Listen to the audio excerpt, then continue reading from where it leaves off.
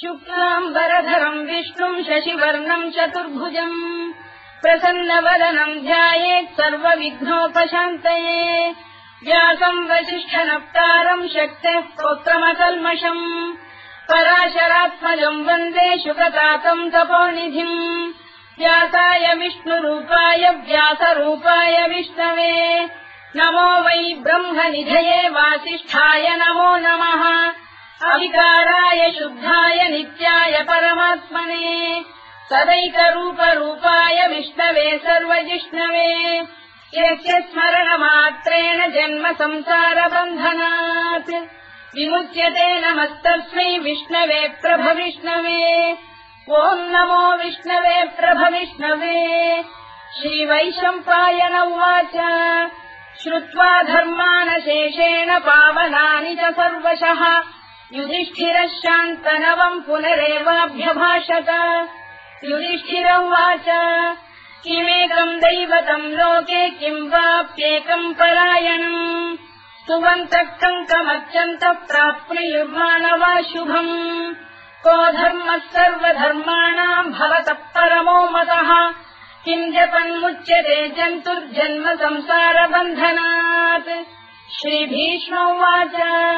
जगत्प्रभुम् देवदेवमनन्तम् पुरुषोत्तमम् स्तुवन्नाम सहस्रेण पुरुषस्तततोत्थितः तमेव चार्चयन् नित्यम् भक्त्या पुरुषमव्ययम् ध्यायम् स्तुवन् नमस्यम् च यजमानस्तमेव च अनादिनिधनम् विष्णुम् सर्वलोकमहेश्वरम् लोकाध्यक्षम् स्तुवन् नित्यम् सर्वदुःखातिगो भवेत् ब्रह्मण्यम् सर्वधर्मज्ञम् लोकानाम् कीर्तिवर्धनम् लोकनाथम् महद्भूतम् सर्वभूतभवोद्भवम् एष मे सर्वधर्माणाम् धर्मोऽधिकतमो मतः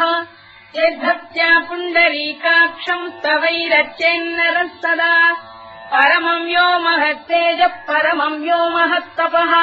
परमम् यो महद्ब्रह्म परमम् यः परायणम् पवित्राणाम् पवित्रम् यो मङ्गलानाम् च मङ्गलम्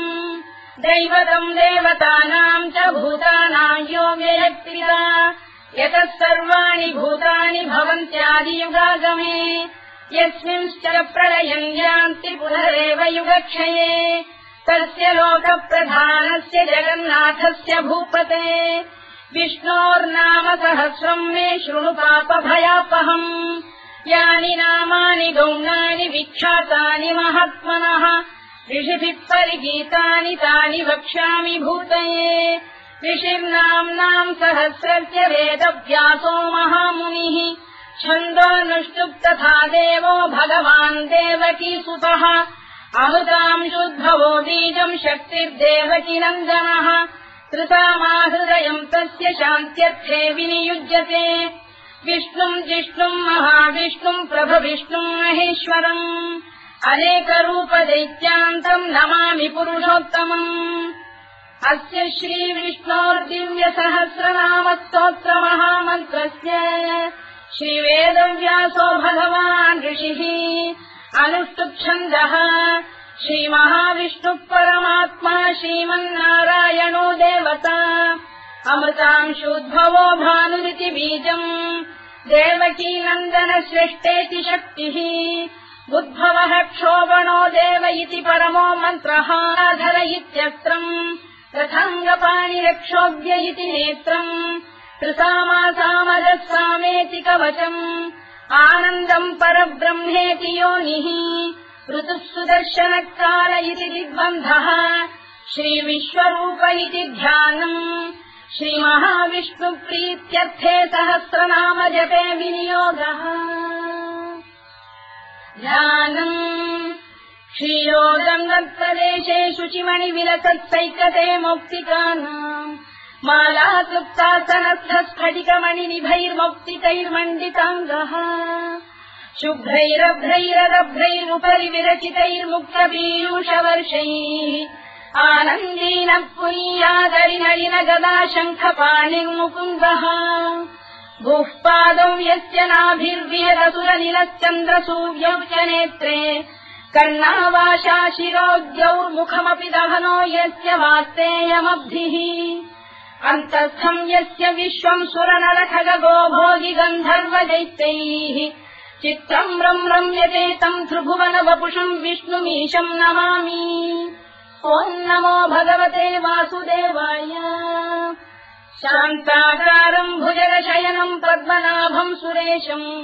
विश्वाधारम् गगनसदृशम् मेघवर्णम् शुभाङ्गम् लक्ष्मीकान्तम् कमलनयनम् योगिहृध्यानगम्यम् वन्दे विष्णुम् भवभयहरम् सर्वलोकैकनाथम्। मेघश्यामम् पीतकौशेयवासम् श्रीवत्साङ्कम् कौस्तुभोद्भासिताङ्गम् पुण्योपेतम् पुण्डरीकायताक्षम् विष्णुम् वन्दे सर्वलोकैकनाथम्। नमः समस्तभूतानामादिभूताय भूभृते अनेकरूपरूपाय विष्णवे प्रभविष्णवे सशङ्खचक्रम् सकिरीटकुण्डलम् सपीतवस्त्रम् सरसीरुभेक्षणम् सहारवक्षस्थलशोभिकौस्तुभम् नमामि विष्णुम् शिरसा चतुर्भुजम्। छायायाम् पारिजातस्य हेमसिंहासनोपरि आसीनमम्बुदश्याममायताक्षमलङ्कृतम् चन्द्राननम् चतुर्बाहुम् श्रीवत्साङ्कितवक्षसम् रुक्मिणी सत्यभामाभ्याम् सहितम् कृष्णमाश्रये।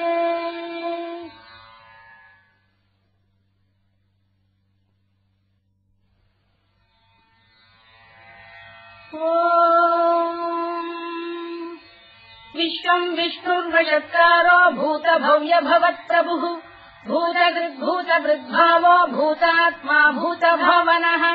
भूतात्मा परमात्मा च मुक्तानाम् परमागतिः अव्ययः पुरुषः साक्षी क्षेत्रज्ञोऽक्षर एव च योगो योगविदाम् नेता प्रधानपुरुषेश्वरः नारसिंहवपुः श्रीमान् केशवः पुरुषोत्तमः सर्वः शर्वः शिवस्थाणुर्भूतादिर्निधिरव्ययः सम्भवो भावनो भर्ता प्रभवः प्रभुरीश्वरः स्वयम्भूः शम्भुरादित्यः पुष्कराक्षो महास्वनः अनादिनिधनो धाता विधाता धातुरुत्तमः अप्रमेयो ऋषिकेशः पद्मनाभोऽमरप्रभुः विश्वकर्मा मनुस्पष्टा स्थविष्ठस्थविरो ध्रुवः अग्राह्यः शाश्वतः कृष्णो लोहिताक्षप्रदर्दनः प्रभूतस्त्रिककुब्धाम पवित्रम् मङ्गलम् परम् ईशानप्राणदप्राणो ज्येष्ठः श्रेष्ठः प्रजापतिः हिरण्यगर्भो भूगर्भो माधवो मधुसूदनः ईश्वरो विक्रमी धन्वी मेधावी विक्रमक्रमः अनुत्तमो दुराधर्षः कृतज्ञः कृतिरात्मवान् सुरेशः शरणम् शर्म विश्वरेता प्रजाभवः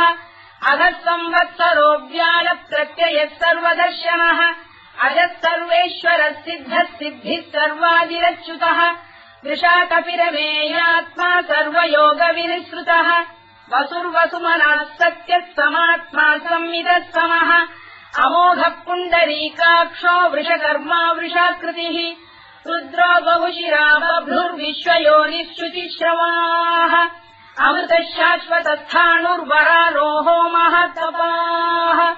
सर्वगः सर्वविद्वानुर्विश्वरवित्कविः लोकाध्यक्षः सुराध्यक्षो धर्माध्यक्षः कृताकृतः चतुरात्मा चतुर्व्यूहश्चतुर्दंष्टश्चतुर्भुजः भ्राजिष्णुर्भोजनम् भोक्ता सहिष्णुर्जगदादिजः अनभो विजयो जेता विश्वयोनिः पुनर्वसुः उपेन्द्रो वामनः प्रांशुरमोघः शुचिरूर्जितः अतीन्द्रः सङ्ग्रहः सर्गो धृतात्मा नियमो यमः वेद्यो वैद्यः सदा योगी वीरः माधवो मधुः अतीन्द्रियो महामायो महोत्साहो महाबलः महाबुद्धिर्महावीर्यो महाशक्तिर्महाद्युतिः अनिर्देश्य वपुः श्रीमान् अमेयात्मा महात्रिधृत् महेश्वासो महीभर्ता श्रीनिवासः सताङ्गतिः अनिरुद्धः सुरानन्दो गोविन्दो गोविदाम्पतिः मरीचिर्दमनो हंसः सुपर्णो भुजगोत्तमः हिरण्यनाभः सुतपाः पद्मनाभः प्रजापतिः अमृत्युः सर्वदृक्सिंहः सन्धाता सन्धिमान् स्थिरः अजो दुर्मर्शनः शास्ता विश्रुतात्मा सुरारिः गुरुर्गुरुतमो धाम सत्यः सत्यपराक्रमः निमिषो निमिषस्रग्वी वाचस्पतिरुदारधीः अग्रणी ग्रामणी श्रीमान् न्यायो नेता समीरणः सहस्रमूर्धा विश्वात्मा सहस्राक्षः सहस्रपात् आवर्तनो निवृत्तात्मा संवृतः सम्प्रवर्धनः अधःसंवर्तको गन्धिरनिरोधरणीधरः सुप्रसादप्रसन्नात्मा विश्वधृत् विश्वभुग्विभुः सत्कर्ता सत्कृतः साधुर्जन्धुर्नारायणो नरः असङ्ख्येयो प्रमेयात्मा विशिष्टः शिष्टकृच्छुचिः सिद्धार्थः सिद्धसङ्कल्पः सिद्धिदः सिद्धिसाधनः वृषाही वृषभो विष्णुर्वृषपर्वा वृषोदरः वर्धनो वर्धमानश्च विविक्तः श्रुतिसागरः सुभुजो दुर्धरो वाग्मी महेन्द्रो वसुदो वसुः नैकरूपो बृहद्रूपः शिपिविष्टप्रकाशनः ओजस्तेजोद्युतिधरः प्रकाशात्मा प्रतापनः वृद्धः स्पष्टाक्षरो मन्त्रश्चन्द्रांशुर्भास्करद्युतिः अमृतांशुद्भवो भानुः शशबिन्दुः सुरेश्वरः औषधम् जगतः सेतुः सत्यधर्मपराक्रमः भूतभव्यभवन्नाथः पवनः पावनो नरः कामः कामकृत्कान्तः कामः कामप्रदप्रभुः युगादिकृद्युगावर्तो नैकमायो महाशनः अदृश्यो व्यक्तरूपश्च सहस्रजिदनन्तजित् इष्टो विशिष्टः शिष्टेष्टः शिखण्डी नभुषो वृषः क्रोधः क्रोधकृत्कर्ता विश्वबाहुर्महीधरः अच्युतप्रतिथः प्राणदो वासवानुजः अपाम् निधिरधिष्ठानमप्रमत्तप्रतिष्ठितः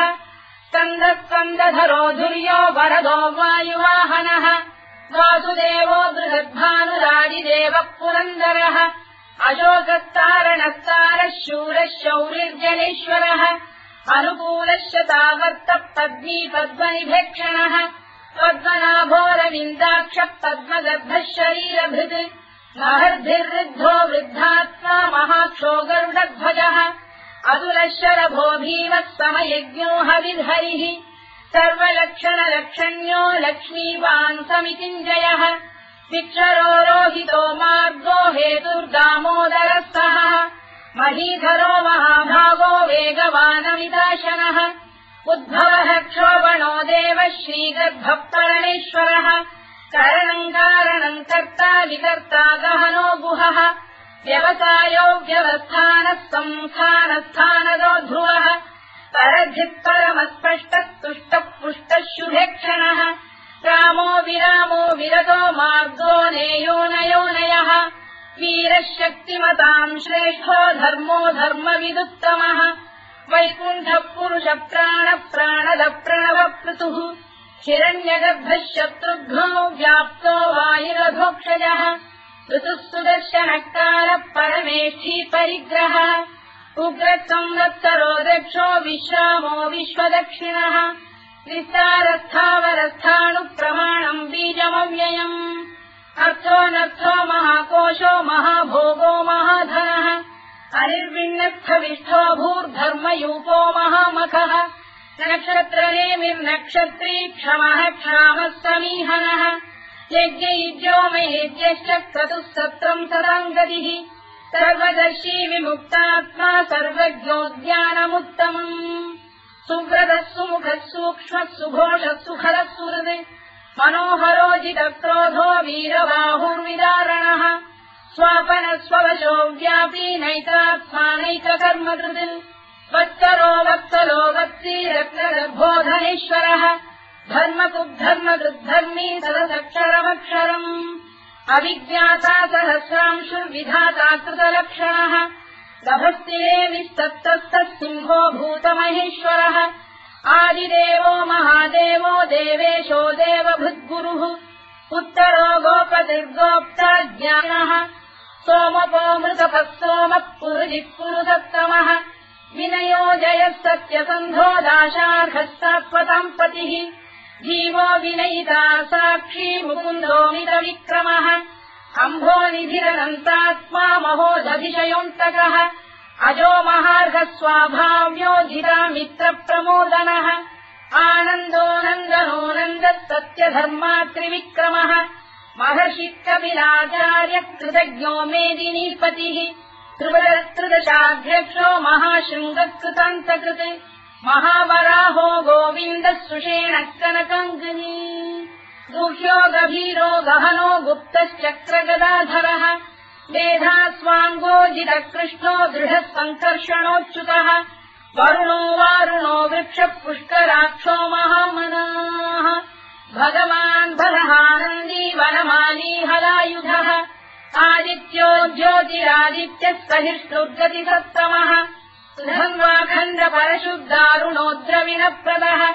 दिवस्कृत् सर्वदृत्यासो वाचस्पतिरयो निजः कृतामासामगस्साम निर्वाणम् भेषजम् भिषज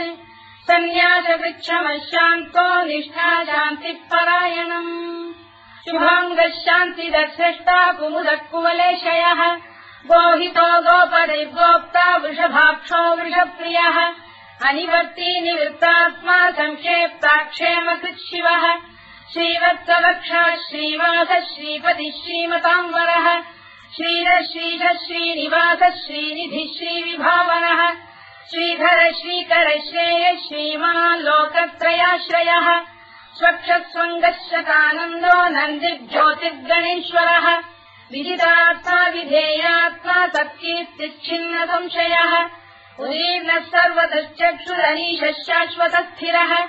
भूषयो भूषणो भूतिर्विशोकः शोकनाशनः अर्चिष्मानर्चितः कुम्भो विशुद्धात्मा विशोधनः अनिरुद्धो प्रतिरथः प्रद्युम्नोमितविक्रमः कालनेमिनिहावीरः शौरिः शूरजनेश्वरः त्रिलोकात्मा त्रिलोकेशः केशवः केशिहा हरिः कामदेवः कामपालः कामी कान्तः कृतागमः अनिर्देश्यवपुर्विष्णुर्वीरोऽनन्तो धनञ्जयः ब्रह्मण्यो ब्रह्मकृद्ब्रह्मा ब्रह्म ब्रह्मनिवर्धनः ब्रह्मविद्ब्राह्मणो ब्रह्मी ब्रह्मज्ञो ब्राह्मणप्रियः महाक्रमो महाकर्मा महातेजा महोरगः महाक्रतुर्महायज्वा महायज्ञो महाहविः स्तव्यस्तव प्रियस्तोत्रम् स्तुतिस्तोतारणप्रियः पूर्णः पूरयिता पुण्यः पुण्यकीर्तिरनामयः मनोजवस्तीर्थकरो वसुरेता वसुप्रदः वसुप्रदो वासुदेवो वसुर्वसुमनाहविः सद्गतिः सत्कृतिः सत्ता सद्भूतिः सत्परायणः शूरसेनो यदुश्रेष्ठः सन्निवासः सुयामुनः भूतावासो वासुदेवः सर्वासु निलयो नलः दत्तः दत्पदो दृप्तो दुर्धरोऽथा पराजितः विश्वमूर्तिर्महामूर्तिर्दीप्तमूर्तिरमूर्तिमान् अनेकमूर्तिरव्यक्तः शतमूर्तिः शताननः एकोनैकः सवक्तः किम् यत्तत्पदमनुत्तमम् लोकबन्धुर्लोकनाथो माधवो भक्तवत्सलः सुवर्णवर्णो हेमाङ्गो वराङ्गश्चन्दनाङ्गदी वीरः विषमः शून्यो घृता क्षीरजरश्चरः अमानी मानदो मान्यो लोकस्वामी त्रिलोकधृत् सुमेधा मेधजो धन्यः सत्यमेधाधराधरः तेजो वृषोऽद्युतिधरः सर्वशत्रभृताम्बरः प्रग्रहो निग्रहो व्यग्रो नैकशृङ्गो गदाग्रजः चतुर्मूर्तिश्चतुर्बाहुश्चतुर्व्यूहश्चतुर्गतिः चतुरात्मा चतुर्भावश्चतुर्वेदविदेकपात् समावर्तो निवृत्तात्मा दुर्जयो दुरतिक्रमः दुर्लभो दुर्गमो दुर्गो दुरावासो दुरारिः शुभाङ्गो लोकतारङ्गः सुतम् सुवर्धनः इन्द्रकर्मा महाकर्मा कृतकर्मा कृतागमः उद्भवः सुन्दरः सुन्दो रक्तनाभः सुलोचनः अल्पो वाजसनः शृङ्गी जयन्तः सर्वविद्ययी सुवर्णबिन्दुरक्षोभ्यः सर्ववागीश्वरेश्वरः महाह्रदो महागर्तो महाभूतो महानिधिः कुमुदः कुन्दरः कुन्दः पर्जन्यः पावनो निलः अमृताशोऽमृतवपुः सर्वज्ञः सर्वतोमुखः सुलभः सुव्रतः सिद्धः शत्रुजिच्छत्रुतापनः न्यग्रोधोदुम्बरोश्चक्षाणूरान्ध्रैषूदनः सहस्रार्चिः सप्तजिह्वः सप्तैधा सप्तवाहनः अमूर्तिरनघोचिन्त्यो भयगृद्भयनाशनः अणुबृहत्कृशस्थूलो गुणधृन्निर्गुणो महान् अधृतस्वधृतस्वास्य प्राग्वंशो वंशवर्धनः भारभृत्कथितो योगी योगीशः सर्वकामदः आश्रमश्रवणः क्षामः सुपर्णो वायुवाहनः धनुर्धरो धनुर्वेदो दण्डो दमयिता दमः अपराजितः सर्वसहो नियन्ता नियमो यमः सत्त्ववान् सात्विकः सत्यः सत्यधर्मपरायणः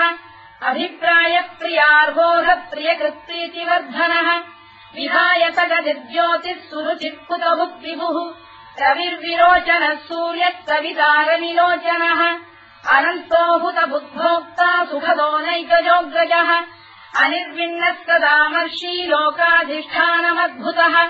सनातनतमः कपिलः कपिरव्ययः स्वस्तिदः स्वस्तिकृत् स्वस्तिः स्वस्तिभुक् स्वस्ति दक्षिणः अरोग्रः कुण्डलीचक्री विक्रम्यूर्जितशासनः शब्दातिकः शब्दसः शिशिरः शर्वरीकरः अक्रूरप्रेषलो दक्षो दक्षिणः क्षमिणाम्बरः विद्वत्तमो वीतभयः पुण्यश्रवणकीर्तनः उत्तारणो दुष्कृतिः पुण्यो दुःस्वप्ननाशनः वीरः रक्षणः सन्तो जीवनः पर्यवस्थितः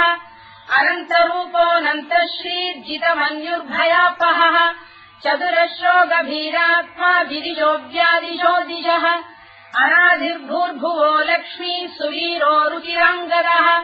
जननो जनजन्मादिर्भीमो भीमपराक्रमः आधारनिलयो धाता पुष्पहासप्रजागरः ऊर्ध्वरः सत्त्वथाचार प्राणः प्रणवप्रणः प्रमाणम् प्राणनिलय प्राणभृत्प्राणजीवनः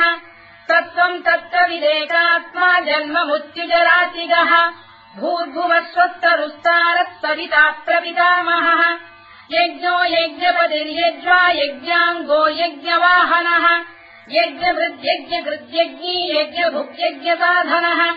यज्ञान्तकृद्यज्ञगुह्यमन्नमन्नाद एव च आत्मयोनिः स्वयम् जातो वैखानः सामगायनः देवकीनन्दनः स्रष्टा क्षितीशः पापनाशनः शङ्खबृन्नन्दकी चक्रीशाङ्गधन्वा गदाधरः तथाङ्गपाणिरक्षोभ्यः सर्वप्रहरणायुधः सर्वप्रहरणायुधवोम् नम इति परमाली गरीशाङ्गी शङ्खी चक्री च नन्दकी श्रीमान्नारायणो विष्णुर्वासुदेवोऽभिरक्षतु वनमाली गरीशाङ्गी शङ्खी चक्री च नन्दकी श्रीमान्नारायणो विष्णुर्वासुदेवोऽभिरक्षतु वनमाली गरीशाङ्गी शङ्खी चक्री च नन्दकी श्रीमान्नारायणो विष्णुर्वासुदेवोऽभिरक्षतु इतीदम् कीर्तनीयस्य केशवस्य महात्मनः नाम्नाम् सहस्रम् दिव्यानामशेषेण प्रकीर्तितम् य इदम् शृणुयाम् नित्यम् यश्चापि परिकीर्तयेत् नाशुभम् प्राप्नुयात् किञ्चित् सोमुत्रेह च मानवः वेदान्तको ब्राह्मणस्य क्षत्रियो विजयी भवेत् वैश्यो धनसमृद्धः स्यात् क्षुद्रः सुखमवाप्नुयात् धर्मार्थी प्राप्नुयात् धर्ममर्थार्थी चार्थमाप्नुयात् कामानवाप्नुयात् कामी प्रजार्थी चाप्नुयात् प्रजाम् भक्तिमान् यः सदोत्थाय शुचिस्तद्गतमानसः सहस्रम् वासुदेवस्य नाम्नामेतत्र कीर्तयेत् यशः प्राप्नोति विपुलम् याति प्राधान्यमेव च अचलाम् श्रियमाप्नोति श्रेयः प्राप्नोत्यनुत्तमम् न भयम् क्वचिदाप्नोति वीर्यम् तेजश्च विन्दति भवत्य रोगोद्युतिमान् बलरूपगुणान्वितः रोगात्तो मुच्यते रोगात् बद्धो मुच्येत बन्धनात् भयान्मुच्येत भीतस्तु मुच्येतापन्न आपदः दुर्गाण्यतितरत्याशु पुरुषः पुरुषोत्तमम् सुवन्नाम सहस्रेण नित्यम् भक्तिसमन्वितः वासुदेवाश्रयो मर्त्यो वासुदेवपरायणः सर्वपापविशुद्धात्मा याति ब्रह्म सनातनम् न वासुदेव भक्तानामशुभम् विद्यते क्वचित् जन्म मृत्युजरा व्याधि भयम् नैवोपजायते इमं स्तवमधीयान श्रद्धा भक्ति समन्वितः युज्येतात्मसुखक्षान्ति श्रीधृति स्मृति कीर्तिभिः न क्रोधो न च मात्सर्यम् न लोभो न शुभामतिः भवन्ति कृतपुण्यानाम् भक्तानाम् पुरुषोत्तमे द्यौस्तचन्द्रार्कनक्षत्राखम् दिशो भूर्महो दधिः वासुदेवस्य वीर्येण विधृतानि महात्मनः ससुरासुरगन्धर्वम् स यक्षोरगराक्षसम् जगत्वशेवत्ततेदम् कृष्णस्य सचराचरम् इन्द्रियाणि मनो बुद्धिः सत्त्वम् तेजो बलम् धृतिः वासुदेवात्मकान्याहुः क्षेत्रम् क्षेत्रज्ञ एव च सर्वागमानामाचार प्रथमम् परिकल्पते आचार प्रभवो धर्मो धर्मस्य प्रभुरच्युतः ऋषयः देवा महाभूतानि धातवः जङ्गमा जङ्गमम् चेदम् जगन्नारायणोद्भवम् योगो ज्ञानम् तथा साङ्ख्यम् विद्या शिल्पादिकर्म च वेदाः शास्त्राणि विज्ञानमेतत् सर्वम् जनार्दनात् एको विष्णुर्महद्भूतम् पृथग्भूतान्यनेकशः त्रीन् लोकान् व्याप्य भूतात्मा भुङ्क्ते विश्वभुवव्ययः इमम् स्तवम् भगवतो विष्णो व्यासेन कीर्तितम् पठेद्य इच्छेत् पुरुषः श्रेयत् प्राप्तुम् सुखानि च विश्वेश्वरमजम् देवम् जगतः प्रभुमव्ययम् भजन्ति ये पुष्कराक्षम् न ते यान्ति पराभवम् न ते यान्ति पराभवम् ओन्नमयिति अर्जुनोवाच पद्मपत्रविशालाक्ष पद्मनाभसुरोत्तमा भक्तानामनुरक्तानाम् त्राता भव जनार्दन श्रीभगवानुवाच यो माम् नाम सहस्रेण स्तोतुमिच्छति पाण्डव सोऽहमेकेन श्लोकेन स्तुत एव न संशयः स्तुत एव न संशयोऽन्नम इति व्यासोवाच वासनाद्वासुदेवस्य वासितम् भुवनत्रयम् सर्वभूतनिवासोऽसि वासुदेव नमोऽस्तु ते वासुदेव नमोऽस्तु ते ओन्नम इति पार्वत्युवाच केनोपायेन लघुना विष्णोर्नाम सहस्रकम् पठ्यते पण्डितैर्नित्यम् श्रोतुमिच्छाम्यहम् प्रभो ईश्वरोवाच श्रीराम राम रामेति रमे रामे मनोरमे सहस्रनाम तत्तुल्यम् राम नाम वरानने श्रीराम राम रामेति रमे रामे मनोरमे सहस्रनाम तत्तुल्यम् राम नाम वरानने श्रीराम राम रामेति रमे रामे मनोरमे सहस्रनाम तत्तुल्यम् राम नाम वरानने राम नाम वराननमोन्नम इति ब्रह्मोवाच नमोऽस्त्वनन्ताय सहस्रमूर्तये सहस्रपादाक्षि शिरोरुबाहवे सहस्रनाम्ने पुरुषाय शाश्वते सहस्रकोटियुगधारिणे नमः सहस्रकोटियुगधारिणे नमोऽन्नम इति सञ्जय उवाच यत्र योगेश्वर कृष्णो यत्र पार्थो धनुर्धरः तत्र श्रीविजयो भूतिर्ध्रुवानीतिर्मतिर्मम श्रीभगवानुवाच अनन्याश्चिन्तयन्तो मां ये जनाः पर्युपासते तेषाम् नित्याभियुक्तानां योगक्षेमम् वहाम्यहम् परित्राणाय साधूनां विनाशाय च दुष्कृताम् धर्म संस्थापनार्थाय सम्भवामि युगे युगे आर्ता विषण्णाः शिथिलाश्च भीता घोरेषु च व्याधिषु वर्तमानाः संकीर्त्य नारायण शब्दमात्रम् विमुक्तदुःखाः सुखिनो भवन्तु कायेन वाचा मनसेन्द्रियैर्वा बुद्ध्यात्मना वा प्रकृते स्वभावात् करोमि यद्यत् सकलम् परस्मै नारायणायेति समर्पयामि।